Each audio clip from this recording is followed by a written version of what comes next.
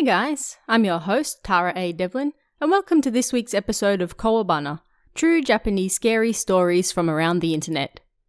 If you're not a member of the Kowabana Discord yet, why not come over and chat with us?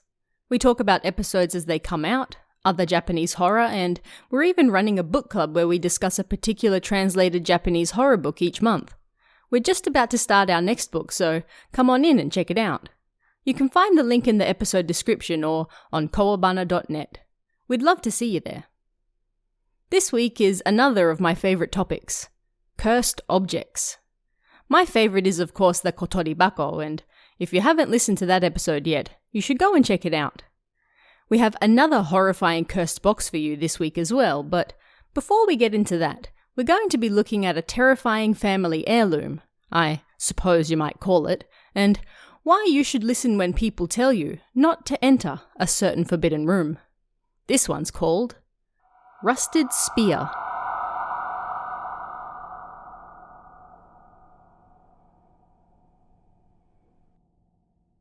My family home is out in the countryside of Iwate Prefecture, and I go back for a visit every year. It's common for people in the countryside to have a head house, right? That one main house where all the family and relatives gather and unite. I guess you could say it's the source of the bloodline, maybe. Anyway, something like that. So the head house for my family has a history spanning 300 years back. Their lineage held the power in that area. I can't write too much information about it, but it was a big, imposing house. Although it was also old and falling apart. When I was in elementary school, I think it was during the summer, the adults were all gathered around the sunken hearth, which no longer exists, whispering about something. Of course, I wanted to know what they were talking about, so I listened in quietly. These adults were people like my uncle, my grandfather, and other such relatives. Countryside communities are small, so most people are related somehow. The population out there was small too. What are we going to do about that room? It's open. We have to go near it. Close it. They were saying something like that. I couldn't hear them very well. Suddenly, one of the old guys found me as I was trying to listen in. "Oi! What do you think you're doing? Get out of here!" he said, glaring at me with a terrifying expression on his face. He was always so kind to me, so I was shocked. I didn't hear anything," I said. Then his normal expression returned, and I clearly remember him sighing in relief. "Oh, is that so?" It was around Obon. There are lots of interesting customs around this time of year, but the adults always tell us kids, you must never swim in the ocean during Obon. We ignored them and swam there anyway, and I never had any ghostly experiences, so it was fine. It's a common saying around Obon, the season of ghosts, not to swim in the water all over the country though, isn't it? I've gotten a little off topic, but I made my way towards the beach to go fishing, like I always did in summer. I was excited to go out, but the old man, the relative who always took me out fishing, didn't seem to feel the same way. Being a kid, I was worried about him, so I asked, "What's wrong?" Nothing," he said, while looking up at the sky. Thinking about it now, he was acting rather suspicious, but I was just an elementary school kid, so I didn't think much more of it, and enjoyed fishing. Us kids were really into fishing at the time, and sometimes we even went out at night. And as evening fell that day, we asked the old man to take us out night fishing as well. Yet he steadfastly refused. "Not today," he said. He was always the one who suggested we go, yet on this day, he refused. I think it was just after Obon by this point. We found it strange, so we snuck out ourselves to go night fishing instead. As we were fishing, one of my cousins came over. "A, It looks like there's somebody standing over there, right? He was pointing to the middle of the ocean.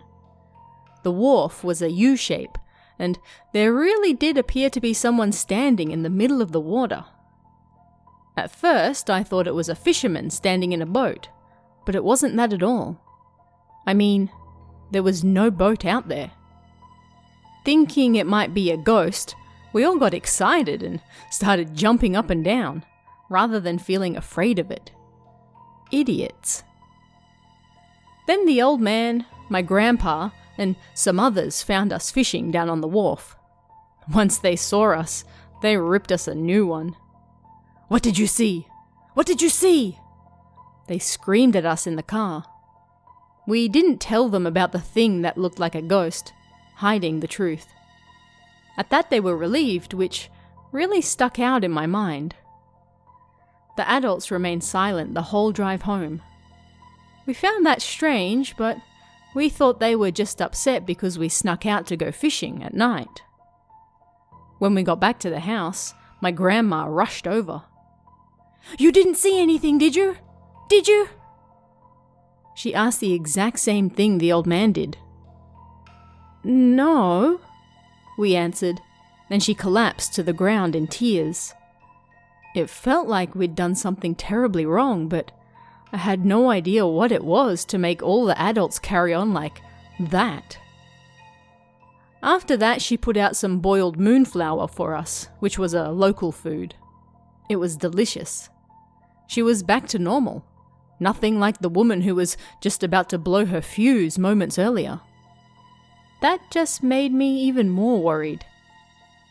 Yet as we ate, there was something I couldn't get out of my head, so I finally asked about it. "You guys were talking about opening or closing some room the other day, right?" The atmosphere in the room suddenly changed. My grandma started crying, and the old man started screaming. Grandpa ran for the phone, and my parents looked like they were going to pass out. Of course, this scared us as well, and we started crying. The situation was pandemonium, I guess you might say. After that, the old man took me into another room, the one with the shelf for obon offerings, and made me bow my head for 10 minutes. "Let's get to bed," he finally said, but of course I couldn't sleep. Grandma was still crying, and some people from the neighborhood had arrived, and with all of that going on, there was no fit place to sleep. Although, eventually I did, haha. When I woke up in the morning, everything seemed to be back to normal, so I was relieved. But Grandpa still looked troubled, and he suddenly dragged me to a nearby temple and made me watch their sword dance. I don't know if that's what you call it. They called it a kembai, and they danced with flags or something on their backs. I don't know. It was a bunch of local kids from the youth association. They were practicing their dance for the summer, although I wasn't taking part. After that, he dragged me into the temple's main building, and one of the monks chanted for me. This went on for a while, and after that, he, my grandpa, and the old man had a chat. I only vaguely remember what they said, and they spoke using the local dialect, so I'll try to translate it. "He said he didn't see anything," the old man said. "Then that's good, but we still have to be on alert," the monk replied. "I think we'll be able to take care of it." "Okay, then I'll be off to visit tea, the family business of the head house," the monk said. "Thank you," Grandpa replied. They spoke a lot more than that, but it was along those lines. Then Grandpa came over to speak to me.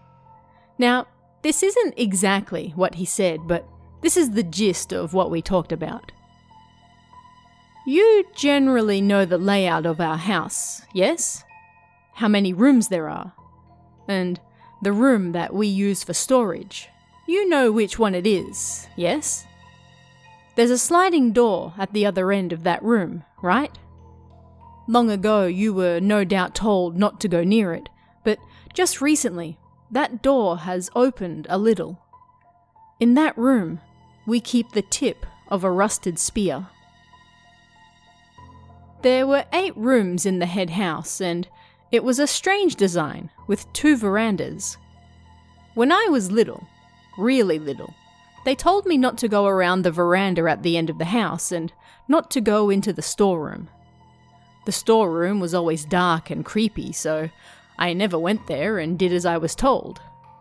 I knew that there was a sliding door at the other end of the room, but there was so much stuff in front of it that, even if I tried, I would never be able to reach it. The room was creepy, so I never went near it, and I never cared about the sliding door either. Now that I'm writing all of this down, there's no doubt that all of that stuff placed in front of it was done so intentionally.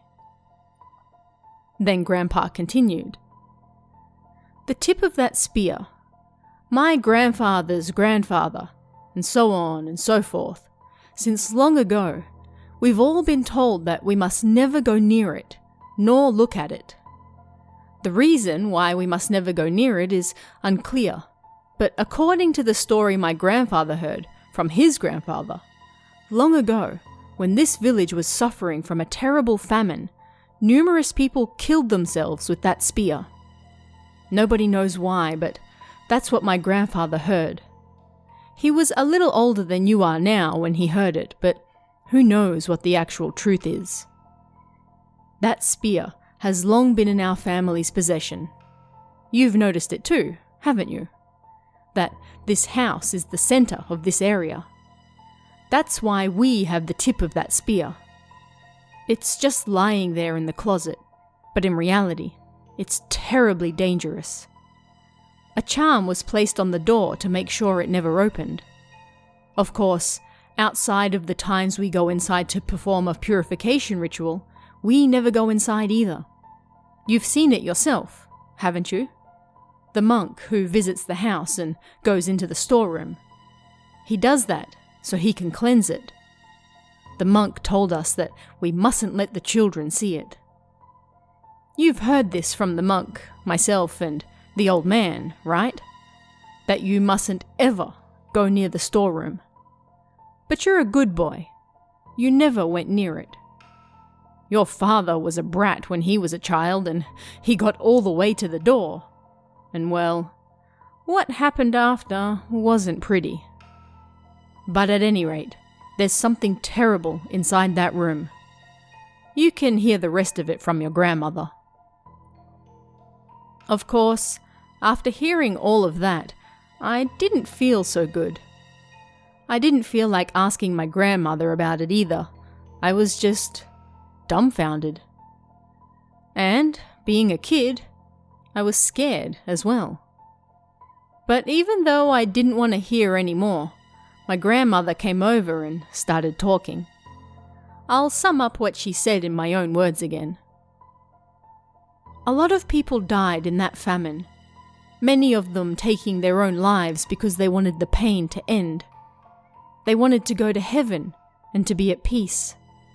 But in reality, they wanted to live long lives, just like us. That's why you must be thankful for the food you receive and live your life to the fullest each day. You must live your life truthfully and seriously.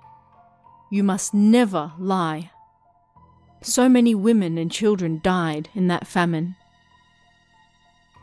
At that point, I wanted to tell her about the ghostly figure we'd seen when we went out night fishing, and so I said, "We saw someone standing on the water that night." Neither of my grandparents got angry. "We knew it," they said. I was so scared that I started trembling. "It's okay. Don't worry. I'm here with you," my grandmother said to me, but her expression grew worried.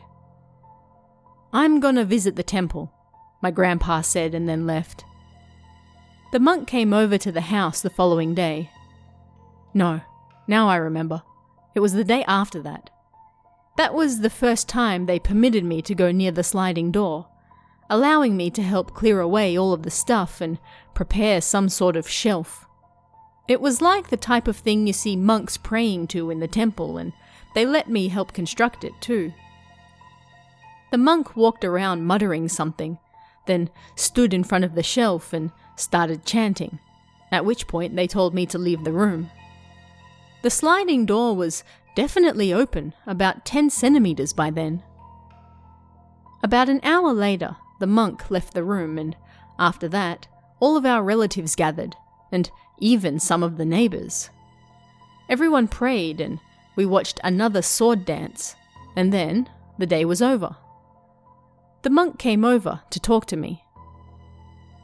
Something might happen today that will scare you, but it's okay. For example, even if something happens, just remain where you are. It's okay.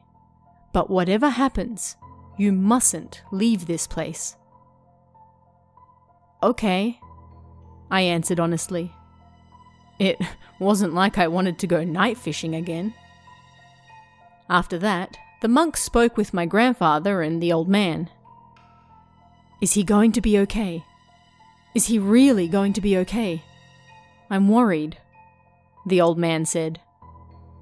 He'll be fine so long as he stays put, the monk replied. As I expected, Grandpa and the old man came over and reminded me to follow the monk's warning. After that, dinner went ahead as normal. We all enjoyed some fireworks and had our fill of the summer. Sure, I was scared, but they tried to make me forget it with the fireworks. I'll never forget it. Once the fireworks were over with, I had a bath and decided to go to sleep. The old man was telling me to get to bed earlier, after all. I tried to sleep, but I couldn't. The monk's warning weighed on my mind. My room was diagonally right across from that storage room. It never bothered me before that, but that night I couldn't stop thinking about it, and so I couldn't get to sleep. At that moment, I suddenly heard a sound coming from the storeroom, like something small rolling around. It was followed by a voice whispering on the other side of the wall. More and more voices joined it, and I could hear them coming from everywhere. Even now, I still clearly remember them. My stomach.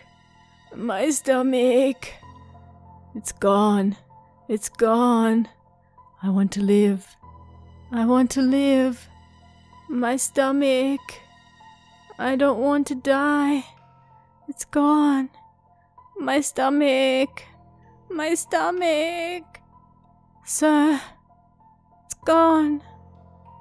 The water's gone. My stomach. The water. Go get some. I don't want to die. I want to live. The voices came from all around me. I was terrified. I thought I was going to go mad. But I did as the monk said, and I stayed put, trembling and unable to sleep the entire night. The voices didn't stop, but rather increased as the night went on. Then I heard something rumbling in my room, and at that point, I couldn't keep my eyes shut any longer. I opened them and looked in the direction of the sound, and then I saw it. There was something like an embroidered hanya mask made of cloth in a frame, and it was shaking. The eyes of the mask were moving around. Of course, its mouth wasn't moving, but it seemed to be muttering the same words over and over as well. My stomach. The water is gone. I think after seeing that, I passed out. Next thing I knew, it was morning. I told my grandfather and the monk about what happened, and they took me back to the temple, where the monk said a prayer for me. He praised me, and then my grandfather praised me. I had done well, they said. I know it was a little long and maybe frustrating, but that's what happened. I still talk about what happened with the monk and my grandfather whenever I go back to visit the head house. And I make sure to pray properly, too. I promised you a cursed box, and here it is. The cursed box subgenre of Japanese creepypastas is absolutely one of my favorites, and most of them were born out of Kotoribako's popularity. This one doesn't kill if you touch it, but it does have another, perhaps even more terrifying secret hidden behind it.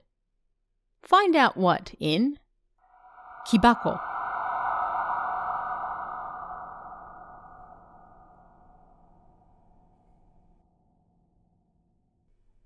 The year was 1996, and I was in the 3rd grade of high school. I lived in the countryside, so there was nowhere for us to hang out. We all tended to gather at a nearby abandoned shrine instead. There were usually at least 3 of us there, sometimes up to 7, and we'd drink, smoke cigarettes, and sometimes play the guitar and sing. Nobody ever visited the abandoned shrine, and it was pretty far from civilization, so for us high schoolers, it was the perfect hangout spot. One day after school, we decided to head over to the abandoned shrine again, and myself and 3 others jumped on our bikes. It was just after 4 p.m. when we got there, and we smoked and drank. Being November, we muttered about how cold it was and chatted about this and that. Then we suddenly heard footsteps coming from the entrance. At first, we thought it was another friend arriving, but it was some old lady in her 70s instead. All 4 of us stopped talking immediately. We'd been hanging out at the abandoned shrine since we were in the 1st grade, and in the 2 years we'd been there, we'd never once seen anyone else come inside, so we were shocked. We were sitting on the stairs near the outskirts of the shrine grounds, so the old lady didn't notice us. Instinctively, we felt like it would be bad news if she realized we were there, so we remained silent and watched her. The old woman stood before the offering box and prayed. There was nothing inside that box but fallen leaves and rubbish. We'd checked it 2 years prior. As the woman prayed, she muttered something we couldn't make out. Then a minute later, she reached out behind the box and placed the bag she was holding there, and then left. Jeez, that scared me. I never expected to see anyone else here. She was a bit creepy. Of course, we all wanted to know what was in the bag that the old woman left behind. I didn't think it could be anything good, but my buddy Ogura ran over, grabbed the bag, and brought it back. Maybe it's full of money, someone said, but that didn't feel like something a person would leave behind at an abandoned shrine. Just put it over there and leave it, I said, but the other 3 didn't listen. Then Ogura opened the bag. What the hell? Yamazaki pulled out a bunch of old newspapers. I could tell they were old by how yellowed they were, although I don't really remember what the articles were about. There were headlines like, "Something something stranding" and "So-and-so arrested." I think the newspapers were dated to 1972. Why are there newspapers from 24 years ago in here? Everyone was bewildered. Maybe we should leave it be, Sangu said, also starting to look creeped out, but Ogura and Yamazaki started digging even deeper. Next, they pulled out a wallet. Hey, if there's any money inside, let's go grab some drinks and have a party, Ogura said and opened the wallet up. Inside was a charm, a receipt, and a single note of money that looked to be either old, foreign, or something I'd never seen before. What? There's no money. Ogura and Yamazaki quickly lost interest, but I wanted to see it, so Sungu and I checked it out. The money was probably from China or Korea, but it was old, really old. The receipt was also too old to read anything. The charm looked to have something written on it in Sanskrit, but not really Sanskrit. Maybe it was Old Chinese or Korean as well. Sungu and I checked the wallet thoroughly, while Ogura pulled out a small wooden box from inside the bag.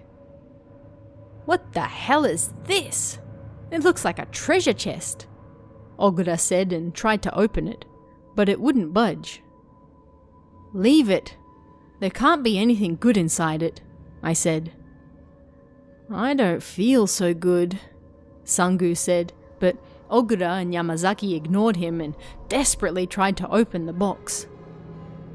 God, they're stupid, I thought, and they started throwing the box on the ground to try and open it, and each of them pulling from a separate end. They got more and more violent in their efforts to open it. "God damn it! Open, you asshole! Why won't it open?" Ogura and Yamazaki screamed as they tried to open the box, but as I watched them, I realized they were no longer acting normal. Sungu and I stared at them in amazement. They were trying so desperately to open the box that I didn't think we'd even be able to force them to stop. "Hey, calm down," I said, but neither Ogura nor Yamazaki seemed to even realize we were still there. They smashed the box on the ground, stomped on it, and tried pulling it apart. Unable to take it any longer, I stepped in and tried to stop them, but Ogura muttered something incomprehensible, and then sent me flying. There was nothing either Sungu nor I could do, so we wanted to call some other friends to help, but nobody had mobile phones at the time, which meant that we'd have to leave the area if we wanted to go and get someone. Neither of us wanted to stay behind alone either, so we ended up playing rock, scissors, paper to choose who would stay behind. I won, so I left to go get help. It was already after 5 p.m, and the sun was starting to set, so when combined with Ogura and Yamazaki's strange actions, the whole place felt creepy. The place we'd hung out at for 2 years seemed like an entirely different place altogether. "I'll be right back," I said, watching Ogura and Yamazaki take turns trying to open that wooden box. "Come back quickly, please," Sungu said, almost crying as I ran off. I dashed down the stairs, ran back to my bike, and just as I was about to take off, something stopped me in my tracks. That old lady was standing on the other side of the road, facing the shrine and grinning. She wasn't looking at me, she was looking at the shrine and smiling. I couldn't exactly go back up, and I didn't want to talk to the woman either, so I pedaled as fast as I could to Fujita's house, my friend who lived closest. "Huh? What on earth are you talking about?" he said as he stepped outside, and as I frantically explained, he finally realized how bad the situation was. "Come on, let's go, quickly. No, wait, call Endo first," I said, and we called Endo from his house. "Come quickly," we pleaded, and then we waited for him to arrive. Yet we waited 20 minutes and still there was no sign of him. It was getting pretty dark outside, so panic set in. We told Fujita's younger brother to tell Endo, if he showed up, that we went to the shrine first, and then set off. When we arrived at the shrine, the old woman was gone. The two of us ran up the stairs. And that's where my memories cut off. Next thing I knew, I was in the hospital. I woke up with a start and tried to sit up, but I couldn't. I struggled desperately, but both of my legs were in casts and my wrists were bandaged. A sudden sharp pain ran throughout my body, and I groaned.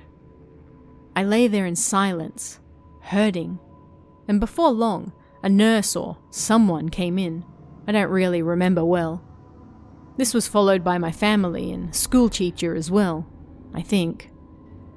Apparently I'd been involved in a car accident, and I'd been out for the last 4 days. What about Ogura? Yamazaki? The shrine? Fujita? I asked one after the other. Don't worry about that right now, my mother said. You just rest. But I kept pestering her so much that she finally gave in and answered me. Ogura-kun and Yamazaki-kun are both dead. Fujita-kun is in a serious condition. I stared at the roof in disbelief.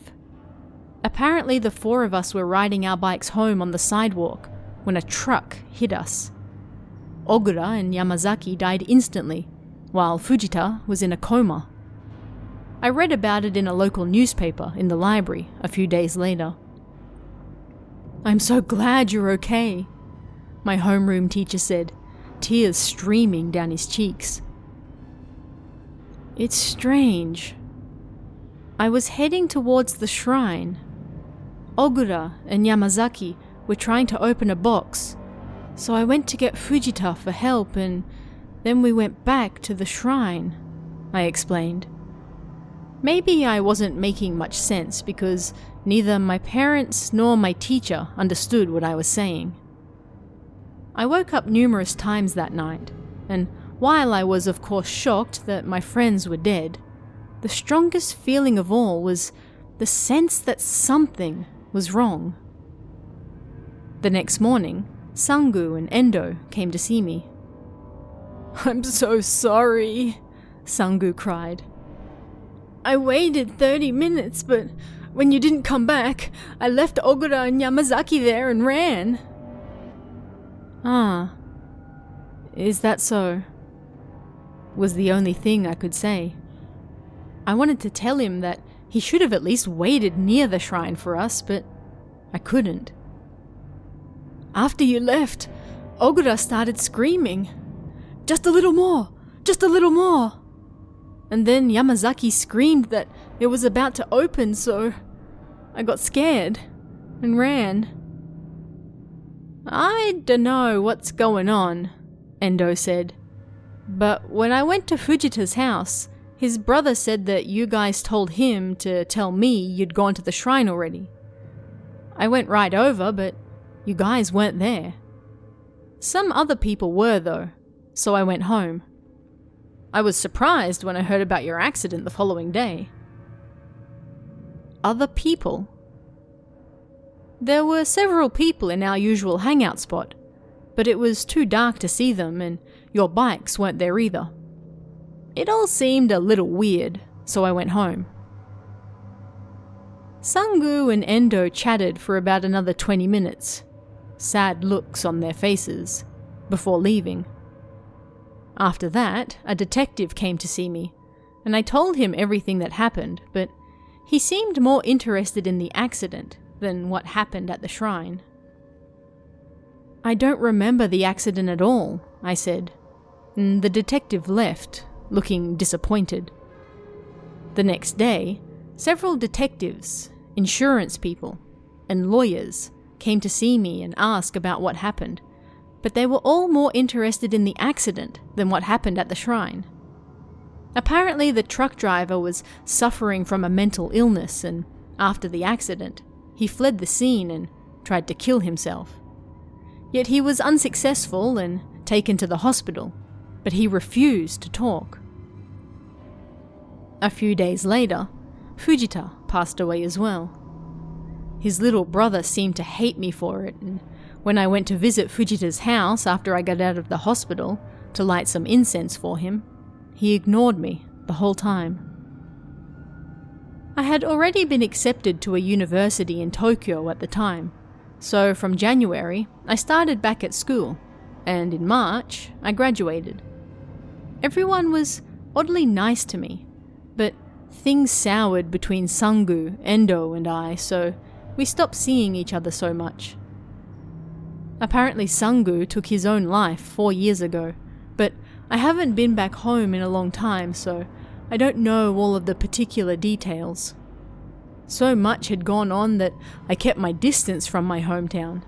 But in November of last year, my father passed away as well, so I returned home for the first time in 12 years. I wanted to go straight back to Tokyo after the funeral, but my mother looked so sad that I decided to stay just a little bit longer. I had nothing to do that day, so I decided to go for a walk around town. And next thing I knew, I found myself in front of that abandoned shrine again. I really did not want to remember what happened there, but at the same time, something inside drove me to go in. I couldn't stop thinking about it. The only other person still around from that time was Endo, but we hadn't spoken in over 12 years, so I had no way to contact him. Reluctantly, I went inside myself. As I walked around, I realized just how far the shrine was from any houses or the school. The supermarket we always used to visit nearby was gone and had been replaced with an office building. And nearby there was also a new convenience store, shopping center, and even apartment buildings. The view was completely different to 12 years earlier. But the shrine itself was still there. The same old shrine. It looked exactly the same as that day. I suddenly grew scared. My heart thumped and my hands got all sweaty.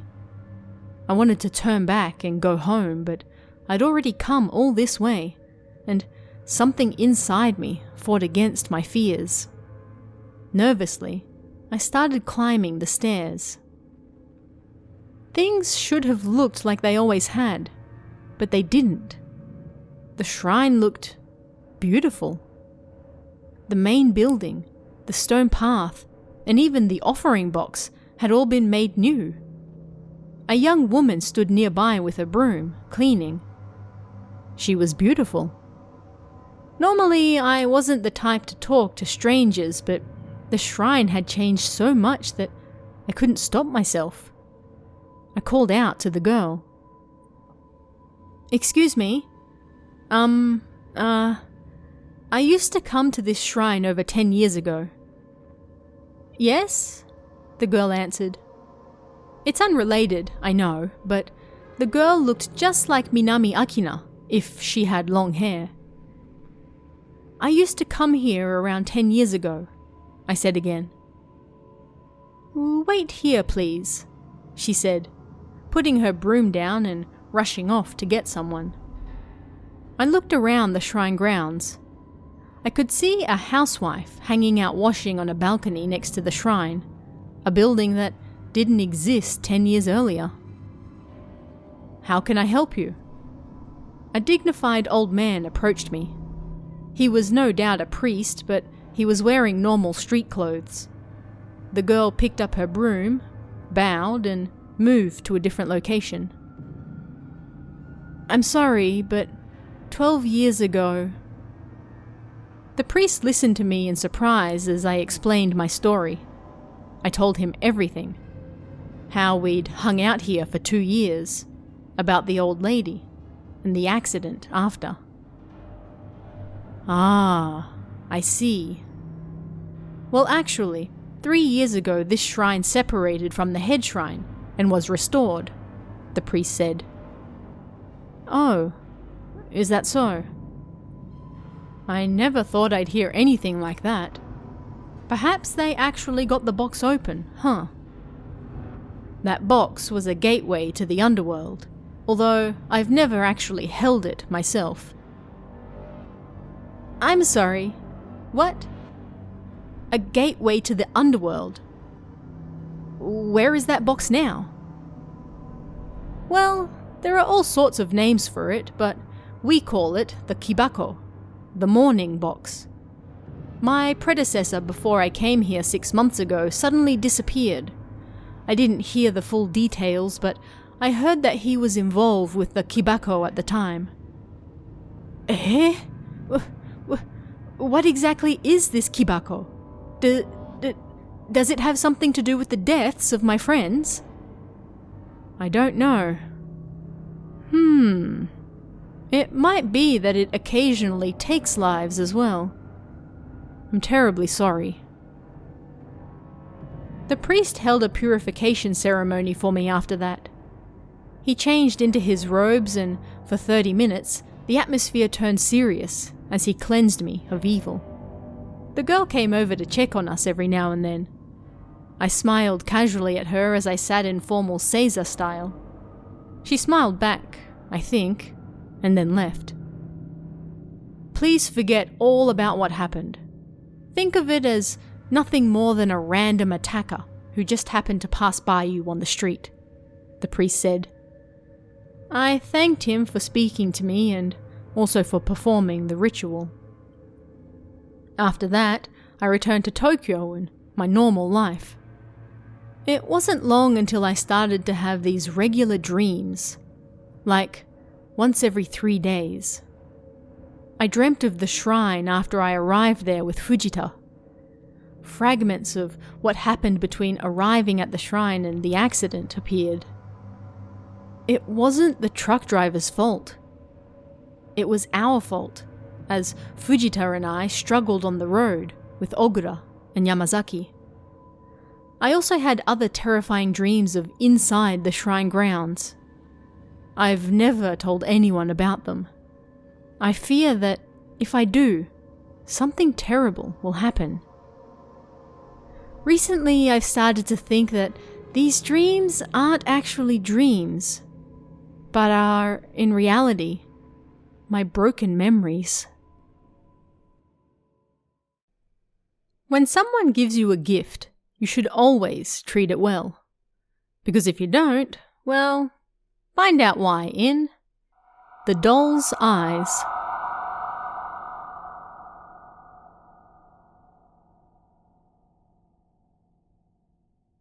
This is a true story I heard from my friend when she was a kid. Kei-chan was an active child who enjoyed playing outside. One day, she apparently received a doll from one of her aunts. It was a French-style doll, about 30 centimeters tall with a cute face and big round eyes. Kei-chan often took the doll outside with her when she went to play, sitting it on park benches or laying it down to play doctor, and so forth. About 2 weeks after she got the doll, one of her friends was shocked. She noticed that one of the doll's eyes was missing. Kei-chan, what happened to the doll's eye? She asked. I pulled it out at home, Kei-chan answered with a smile. Kei-chan had a habit of destroying things, so nobody thought much more of it than that, and the pair ran off laughing to play in the park like always. But Kei-chan stopped going to the park after that, and her friend grew worried. She went around to Kei-chan's house to check on her. Kei-chan, let's play, she called out. But when Kei-chan appeared, one of her eyes was swollen. She looked just like the ghost of Oiwa-san. Kei-chan, what happened to your eye? It started hurting about a week ago and then swelled up, she said. We went to the doctor and he said it was a sty, so apparently some germs got in. It should be better soon. 10 days passed and Kei-chan returned to the park, although her eye was covered with a patch. But what surprised her friends most of all was the state of her French doll. Both its eyes were missing. My friend told me that the sight of Kei-chan carrying around that eyeless doll was truly terrifying, even when she thinks about it now. After that, Kei-chan stopped coming to the park again. Her friend visited her house again, worried, and this time, Kei-chan's mother greeted her. Kei's at the hospital right now. She has to have surgery on her eyes, she said. Apparently the surgery was for both eyes and she would be in the hospital for the next month. Apparently both her eyes continued to hurt and she was having trouble seeing, so they feared she would lose her sight entirely if they continued to ignore it. A few days later, several of her friends went to visit Kei-chan at the hospital. Both her eyes were covered with white gauze and she was asleep on the bed. The surgery was a success, and a month later she was released from the hospital, healthy as ever. But after that, Kei-chan would grab her eyes every now and then while the kids were playing and say, "It hurts! It hurts!" "Kei-chan, maybe your eyes hurt because you removed them from your French doll," one of her friends said, worried. Hearing that, Kei-chan went home and took the doll's eyes out of her drawer. She handed them to her mother and told them she wanted to put them back in. Together, they returned the eyes to the doll, like they had never been removed in the first place. "Dolly, I'm sorry. I'm sorry for taking your eyes." Kei-chan apologized inwardly. After that, her eyes stopped hurting and everything returned to normal. I don't know if they're related, but it was a story that made me think, if you treat things poorly, then some sort of power will return that treatment back onto you as well. If you'd like to chat about this week's stories, don't forget to join us in the Kowabana Discord. You can find that link in the description or on kowabana.net. You can also check out our Patreon at patreon.com/TaraADevlin for exclusive bonus stories and extras, or our YouTube channel at youtube.com/KowabanaJapan for all sorts of Japanese horror you won't find anywhere else. Thanks guys, stay safe, and I'll see you again next time for even more Kowabana, true Japanese scary stories from around the internet. Want even more scary stories? Head over to kowabana.net for new translations every week. You can also join our Patreon for exclusive stories you won't find anywhere else. Head over to kowabana.net now.